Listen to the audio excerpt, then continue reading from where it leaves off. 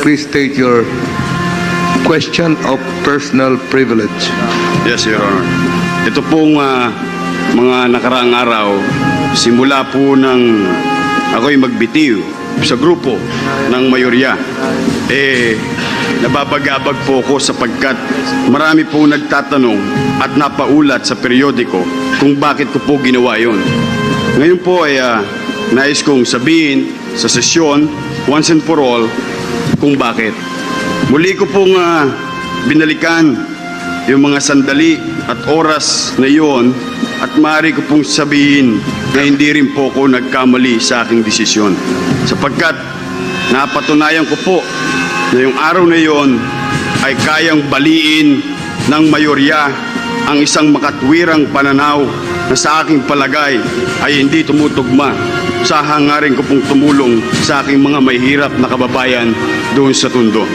Kaya po, hindi po kaila sa inyo at dati rin po akong katulad nila at hindi ko po kinahiya na kahit po ako isang basurero lamang, pedicab driver, nag-aral sa isang pampublikong eskwelahan, nagsikap at pinalad na maging isang artista at muling pinalad na mabigyan ng pagkakataon ang isang batang katulad ko na hindi man lang nakapagtapos ng kolehiyo ay makapaglingkod sa aking kapwa.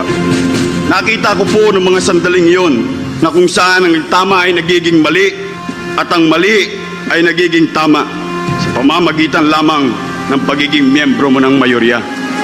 Sa pag-alis ko po sa mayorya ay para ko pong sinara ang gripo ng mga grasya at pribileyo na kaakibat sa pagsapi sa mayorya.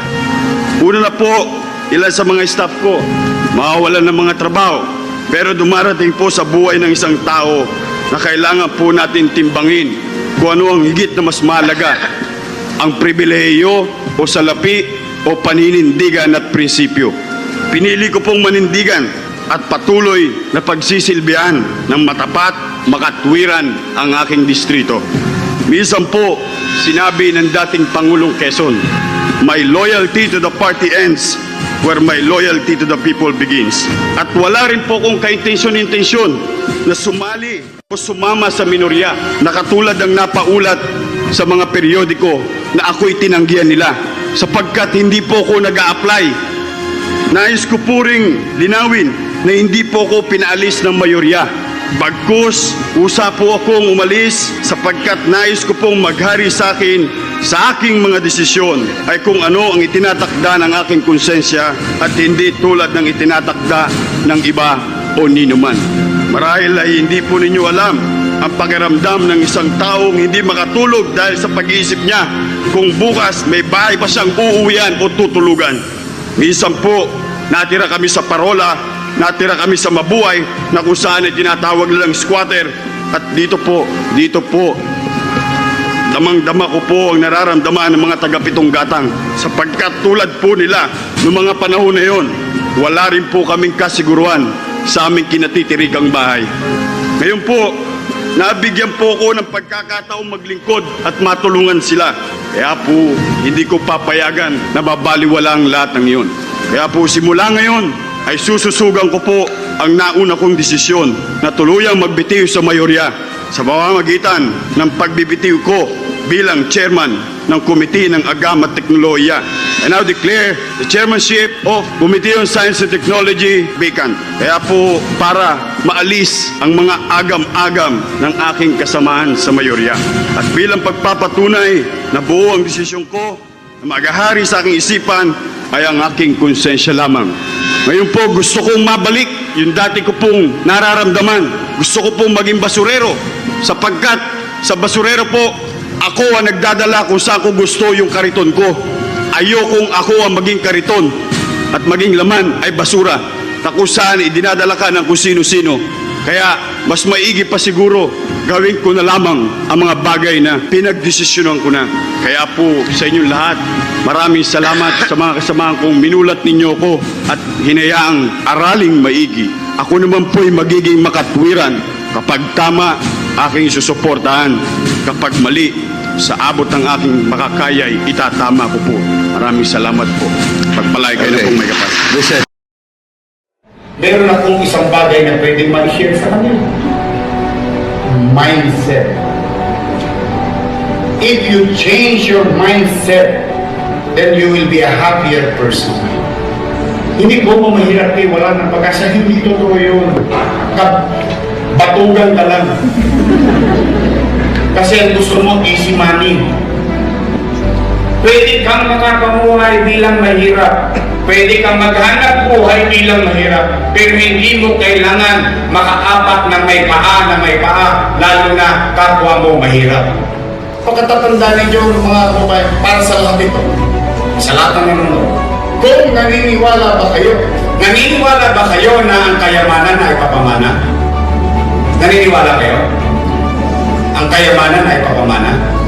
Naniniwala kayo? Yes, ako naniniwala. Pero pagkatandaan ninyo, ang kahirapan ay papamana din.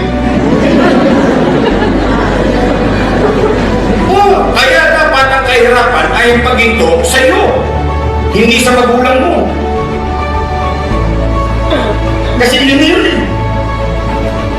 Habang tumatanda ka pa nga, lumiliit pa ang pagkakataon.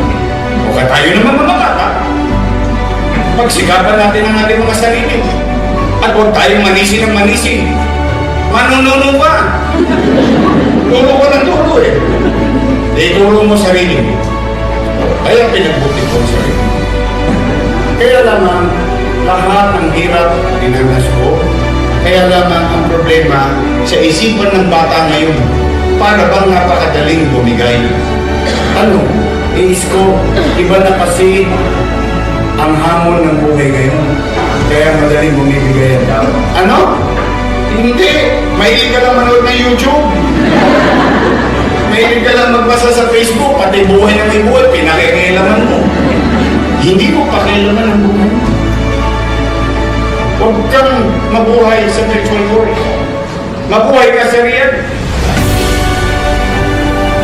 Because at the end of the day, tutulungan ka ng nanay at tatay. So yun. Walang kagulang na makatitigil sa kanya man. Pero sabi siya gusto niya magpapantay din ng paa nila. Sino ka tutulong siya? Totoo! Tutulungan ka ng mga kapatid mo. Maswerte kayo kung may kapatid kayo. Ako'y solong tagapagmana ng malaking lupain, mga magulang. Uusog at bulong-bundukin pa. Pero kung wala, pagtiklop ng araw,